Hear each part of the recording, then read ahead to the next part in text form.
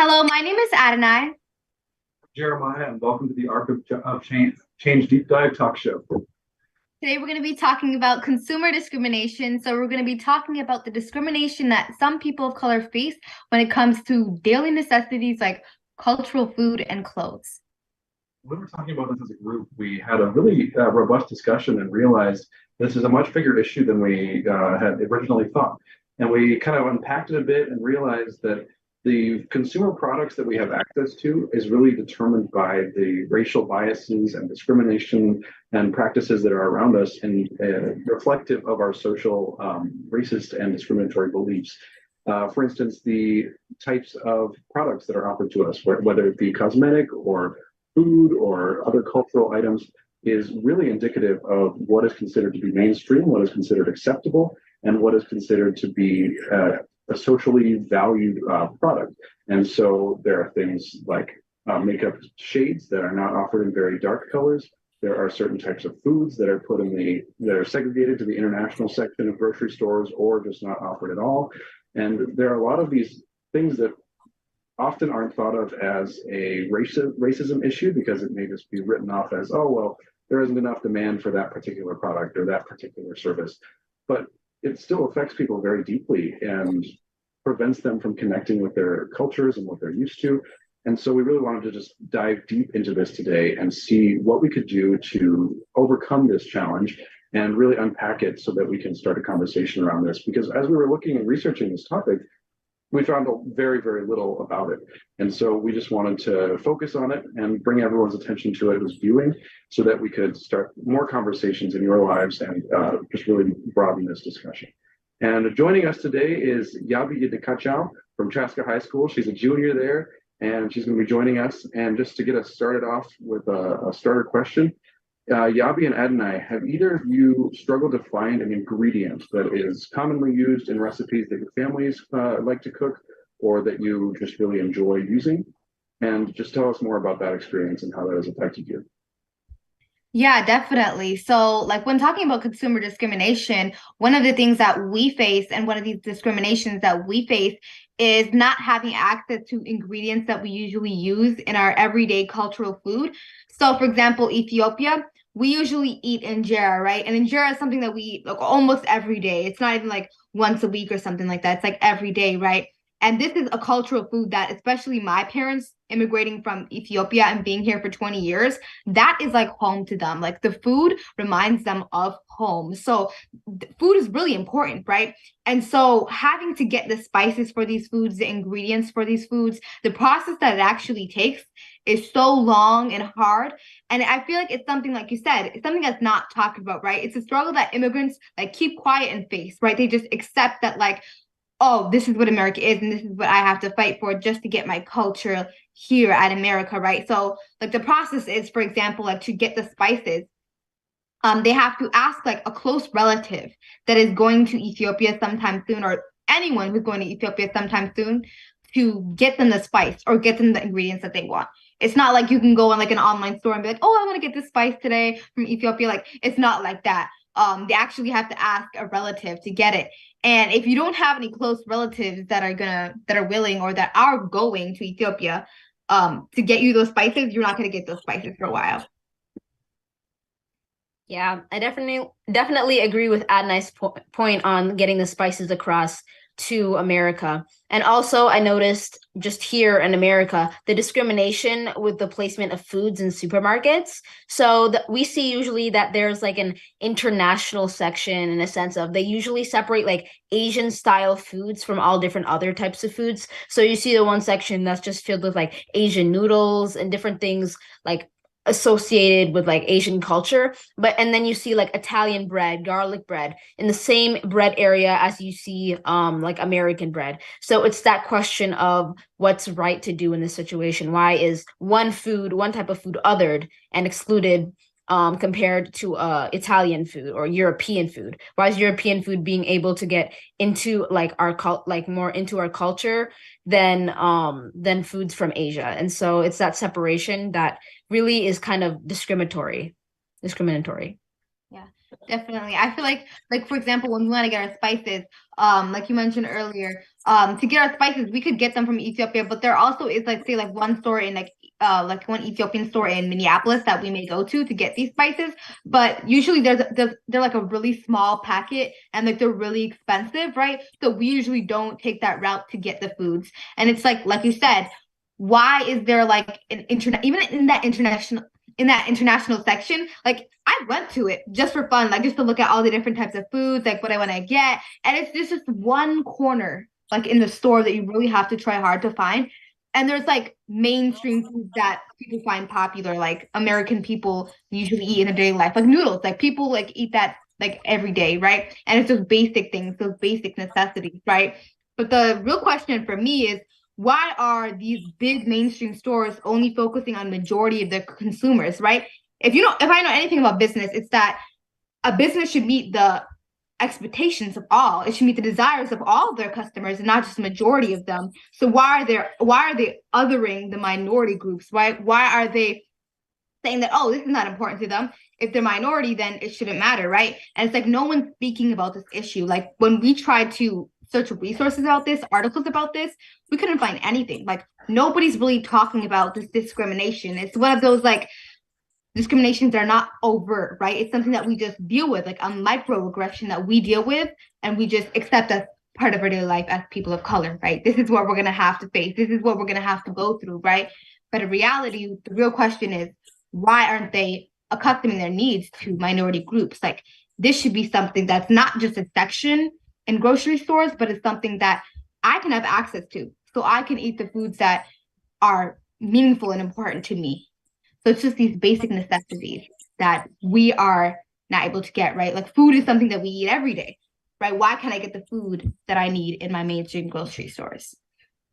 Yeah, I like that thought. And that also leads me to the thought of books and book products, especially in Barnes and Noble. We see that there are like different months for, different races. And during Black History Month, bookstores such as Barnes and Noble will like more promote their books that have African American characters in it. And they do the same thing for like Asian American Pacific Islander month and things like that. But that's like the only time you really see that representation like posted up for everyone to see. Why can't we always like have these sections or have these names inside stores so that others can see like, oh, there's characters and there's books of people who look like me and there's a section right here for that instead of only including those sections during those months.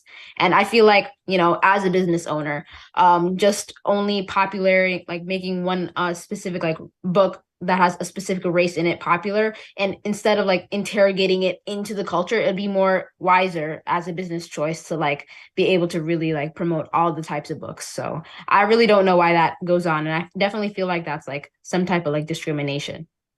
Yeah, I definitely feel that too, because even when like talking about books, for example, like when you like read a book, like it's because like in like say talking about schools, for example, this is a whole nother topic, but in schools, like when we've been read books, we haven't been usually read books with like people that we know, like in the front cover, people that look like us in the front cover. So it's like when I read these books now that they're starting to promote more of like books with like main characters being people of color, I realized that I have this automatic like feeling that oh the main character is like not a person of color. Like I catch myself never envisioning the main character as a person of color because of this promotion that they've been having in bookstores, this promotion of books in schools. Like I never have the perspective that the main character could be a person of color. And when it does, it shocks me. That's something that like I noticed I caught myself just because of this discrimination. It has led me to like have this stereotype in my head. So Adna, are you talking about like when in bookstores when they separate like the books by like races of characters, it kind of like construes your vision of like when you read normal books? Is that what you're trying to say? I guess, but also like in schools too, like when like for example, like they would only show us like majority like what we envision as an American. You know what I mean? Like, when talking about schools or like bookstores, even now they're being a little more like, inclusive. But when I was younger, like that's all I would see. That's the only books that I would pick up. You know what I mean? So that's how I would get those like stereotypes or those like perspectives. So it's like as you're reading them, like the mental image you form of the characters, like there's just no basis for forming a POC character. It's just even if it's there described with kinky hair or whatever, like you're still gonna imagine a white person. Is that what you're saying, Agnes? Yeah, that's what I'm saying.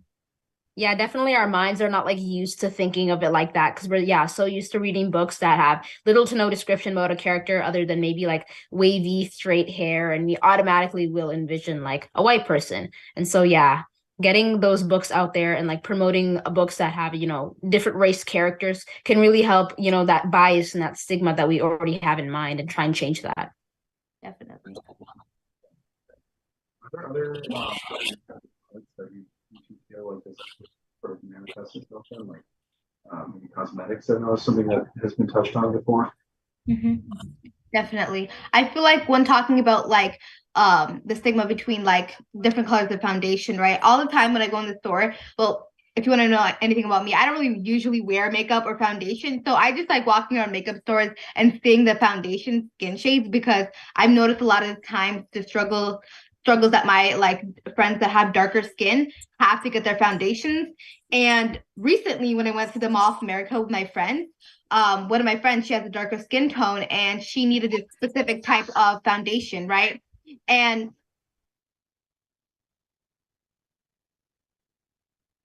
she needed a specific type of foundation and it's a darker shade. So she had to get it from Fenty Beauty and it was this exact type that she needed to get and it was out of stock, so she had to come back again and she had to actually go to Ulta Beauty to get that same foundation, and that it was out at Ulta Beauty too. So it's like, why is there such low availability for like darker skin shades? And even like to get the darker skin shade, it's only available in Fenty Beauty, for example, or like in one type of brand. So and that brand is out of stock because it's so in demand. So it's just that question of like, why is it so hard for people who look different, like minority, talking about minority again, for minority to not have as much like available options for them, right? Like, why are the brands only thinking about majority of their customers instead of minority of their customers? Even looking at the shades that they have for lighter skin shades, there's like 20 of them, and then there's like 4 shades for like darker skin color. And so that's something that I really noticed that I was like shocked about. What do you think, Gabby? I definitely think that too, but not only like quantity, but there's also the issue of quality. Like some of these products that are made or foundations that are made for darker skin tones sometimes really still don't match. And so I feel like the inclusivity part in businesses minding people with, darker skin shades, such as like, if someone comes from like South Sudan or things like that, when their skin shade is really dark, it's really hard for them to try and mix the correct things. And like the quality of the product can also like construe how it looks on their face. And so there's not a lot of options when it comes to like matte or poreless or things different like shades and things such as that. So we definitely need to open up those gates for women with like darker skin tones. I definitely believe. I agree with that. When just talking about like, cosmetics in general, like talking about hair products, right? When we talk about beauty, like hair is something that I do every single day. And for me, like it's harder for me to find a hair product for my hair when it's like 4B, 4C compared to like your hair, which is like 3A, 3B, right? Or 3B, 3C. And like you can find products like Cantu and things like that in your Target stores. But for me and like for like let's say our little sister Lucy, we have to actually go to like store like 7 Mile, which is like 30 minutes away from our house, just to get hair products that we need. And when we go there, we usually like stock up a lot. Like we buy a lot of hair products and we just keep it at our house because that's what's convenient for us, right? Just to do my hair on a daily basis. So it's like availability is like, yeah, like why is it not available to us? Like these mainstream stores like Target. Like I cannot go to Target for hair products, like period. Like there's a lot of like there's some brands like Pattern or something like that that's more like inclusive, but even that doesn't work for my hair. Like the process that I have to go for my hair, like it's not an easy process. Like you have to test and try out so many products to get the right one for your hair. That's the thing about black hair. So we have to go to 7 Mile to get those to even get like an option for me to work with, right? And that's again 30 minutes away. So it's like Target is out of the question. Sometimes Walmart, we can get a few things there, but again, it has a limited selection. And so we have to go to 7 Mile, which is like obviously like 30 minutes away from my house in Minneapolis, just to get products for my hair. I've also noticed that like products that are good for black hair that are maybe in like Walmart or Target are usually run really low in stock, especially in areas that have like a high rate of like African Americans or people of color. They usually like run out or are in low stock like a lot of the times. And again, an issue with like quantity, they're not supplying it enough for people that look like us. And also, I have like a personal story. Like I usually my hair type is not too coil, not too coily, so I'm able to to get the products that I need from a local Target using like Cantu and things such as that. But whenever I try and find a specific gel that works for my hair, I'm usually not able to find that here where I live in Chaska, and so the options I have here is like Eco Styler, and those things don't work for my hair. So I specifically use Got to Be Glue. And I remember trying to search for it in Target, and I went to Eden Prairie. They still didn't have that. So that's like a store 30 minutes away, a store that's around, 20 minutes away from me. And so I had to travel 30 minutes away to a beauty supply store, and they were also out of stock from with that glue. So I had to travel to another beauty supply store to try and find it. And I was able to find it. And then when I tried to order it online a few days before, the cost was really high and on top of shipping. So it just kind of shows how hard it is to really just get a simple basic product to me as someone who mostly lives in like the suburbs.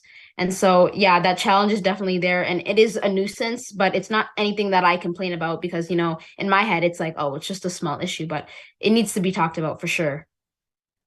Yeah, definitely. I feel like when it comes to like when you're saying like it's a small nuisance, but we don't really talk about it, I feel like that's the main problem with like consumer discrimination and why it's not talked about that much. Because for us, it's like, oh, this is a small thing. Like I can deal with it. I can just go 30 minutes away and just get it. Like it's not something that I should complain about.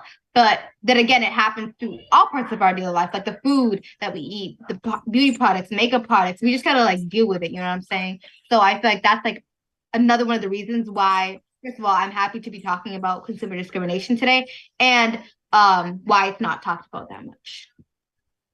And another factor is like the counter argument that I would probably imagine people saying is like, oh, well, in the places where there's not a huge population density of people of color, like those products aren't going to be offered because there just aren't enough customers.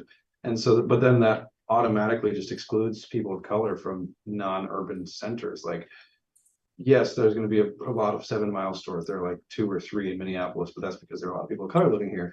But if there isn't any sort of like the black hair beauty store in the suburbs, then is a black person expected to live out there like comfortably without having to commute in back to the city? And I think that's the case in a lot of urban centers. It's just like the way that we consume products and the way that products are offered inherently segregates us and pushes white people out where they can find the things that they need and pushes people of color back towards like urban hubs. Another thing that we had talked about earlier before the show was clothing and how ethnic clothes, or cultural clothes, whatever you want to call it, is impacted by this as well. Adnai, Yabi, do you want to talk about that a little bit more? Yeah, definitely. So just to give you guys like an example, starting off how I decided to even include this was so Chat Guy School, it has a club called the Throw Club, and we're running a culture night. So we were doing a lot of promotion. We're going up to people, telling them to join the fashion show and cultural performance, which is where basically people can do a dance with their cultural clothes, or they can do like a fashion show to walk with their cultural clothes. So we're getting people to watch, but also people to join. And when we were getting people to join, the struggle that we found was that people didn't have cultural clothes. Like they were willing to do it, but they just didn't have it. And what's really sad to me, it was actually a shock to me because I had like lots of dresses that I could choose from. But they, on the other hand, were like, the last time I had like my cultural clothes was like when I was 5 years old. And like it's really sad. And I was wondering, I was like, why don't they have it? And I realized that it's so hard to get these clothes. It's not like you can go online and order online from like the country that you're originally from. Like it's not that easy, right? For us, like again, with the story of the food and the spices, we have to ask a close relative to go there and get it for us. Or like let's say they're going on vacation to Ethiopia, they would have to go there and bring us back, let's say, a gift, and we could pay them back for it. So it's just a really long process. And it's like people are like to go to Ethiopia, it's like $2,000 per ticket, right? It's like people are not going to be going there often. So it's really hard to get access to these clothes. And it takes months for just one dress to come in. And so it's just really like hard to get the clothes in general. And it's like sometimes there's stores in Minneapolis, but they have really limited options and they're like way expensiver than they actually are in the original country.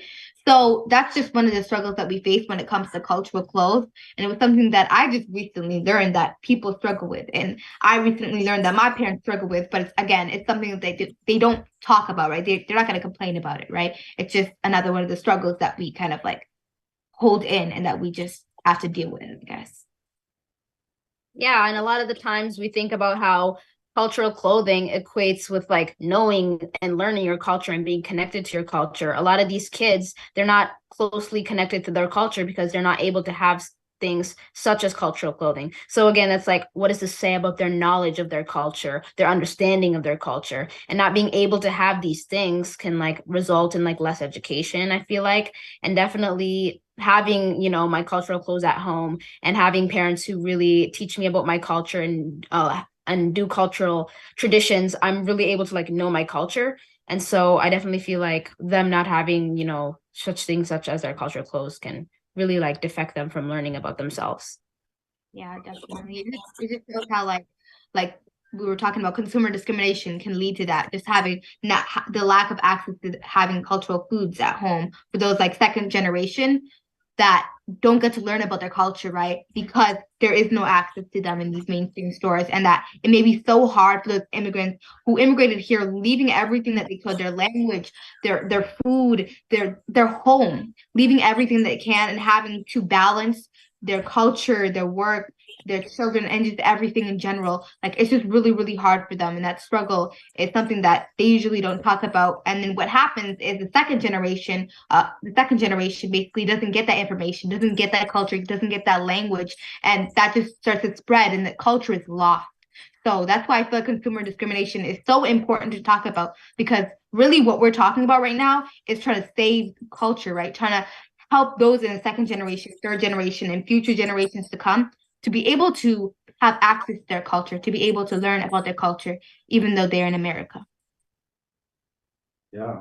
And then that's a wonderful point that you bring up, Adnan. And I want to bring up kind of the flip side of this whole discussion is that, yes, there's a lack of availability of products that people want, but then there's also on the other side, there are mainstream companies or even some smaller companies identifying that, oh, there's this growing population of people of color who are spending a lot of money on their products. What if we created a product that was our brand and tried to capture some of that market? One of the most famous examples of this is the Nike Pro Hijab, which faced a lot of backlash and was really not a very popular thing among Muslim women, as far as I could tell. And from what I read, I'm obviously not a Muslim woman, so I'm speaking past what I know. But that and also other things like the hair care brands Cantu and Shea Moisture being owned by white people and serving or creating products for black hair. Like these types of examples are just illustrating how the flip side of this is yes, there's a lack of available products, but also those products, when they are created, sometimes are just created for profit and aren't actually created by community for community. They're created by an outsider, a white person, to profit off of people of color. And that's a challenging thing to deal with. And I just want to hear both of your responses to that. And then there are a lot of different ways we can take this. But I guess what's your initial response, and we can go from there.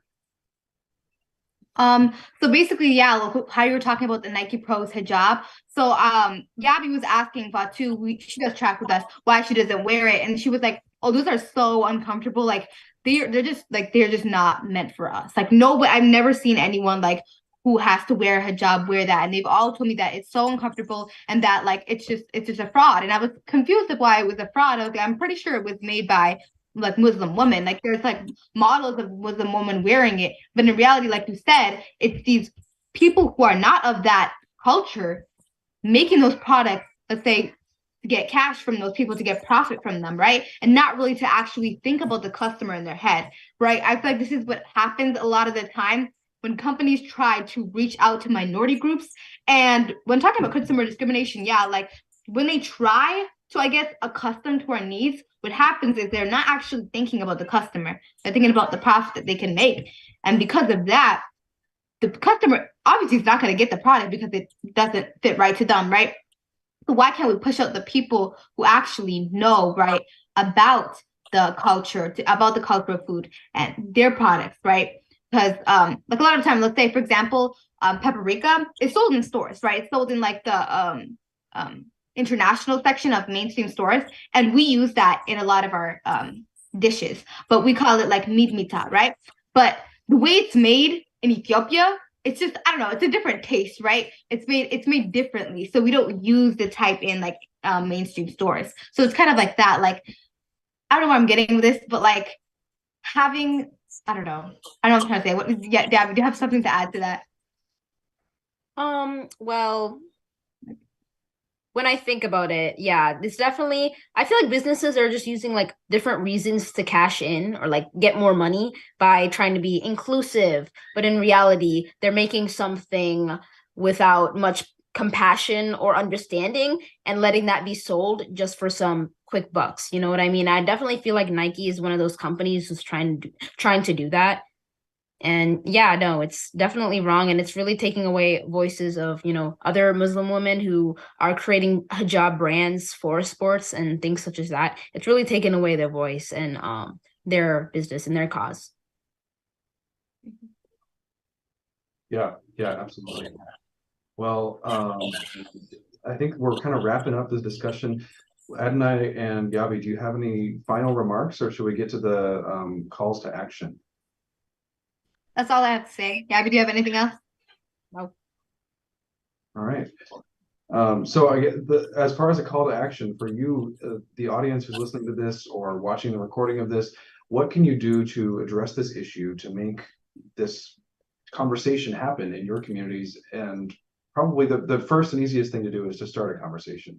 Just talk to people around you, talk to the people of color who you know, ask them what products they can't find or what products they feel like are being targeted to them and are not, like the Nike Pro Hijab, like what things are being like they feel like they're being taken advantage of. Just start this conversation with people you know. Don't of course don't demand that people educate you about their experiences, because it's our responsibility to educate ourselves, and we can't rely on others to educate about their experiences. But starting that conversation with people, even if it's with a white person, to see if they've heard about things, is just a great first step. And then if you're in a position of power, I highly, highly recommend that you do some deeper market research in your community to see if there are more cultural or ethnic products that you can offer that will serve people and actually help them find products that they otherwise wouldn't be able to find. A lot of the lack of available products, for instance, in supermarkets or grocery stores, is probably due to product managers or product buyers or inventory managers just not realizing that there's an underserved need, and not realizing that their community is not going to their store, avoiding that store because they can't find the products that they need. And just doing some deeper market research, even just asking people questions, could be a simple way to be more inclusive, more open and inviting space, and also it could increase revenue as well. And you can also just educate yourself about brands and people close to you, what they are purchasing, and just start these conversations and follow through with them and take action. So thank you all for joining us today on this Arc of Change Deep Dive talk show. Yabi, thank you for joining us as a guest as well. We really appreciated your input and the discussions that you were contributing to. That was really fun and very fruitful. And we look forward to seeing you again soon. We're going to have another show in a couple months, and we will be putting out more info about the topic and what we're going to be talking about. All right. Thank you all. Thank you. Thank you.